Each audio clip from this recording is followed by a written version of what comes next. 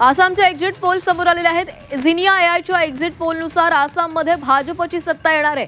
आसाममध्ये भाजपला सर्वाधिक जागा मिळण्याचा अंदाज वर्तवण्यात आलाय।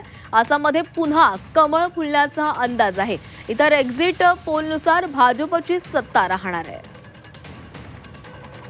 पाहूयात अंदाज काय वर्तवण्यात आलेले आहेत। झिनिया एआय नुसार भाजपला आसाममध्ये 83 जागा, काँग्रेसला 32, आसाम गण परिषदला 10 तर इतर 11 जागा असू शकतात।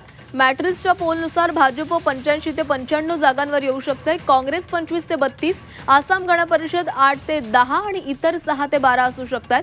ॲक्सिस माय इंडियाच्या पोलनुसार भाजप 88 ते 100, काँग्रेस 24 ते 36, आसाम गण परिषद 7 ते 10, इतर 0।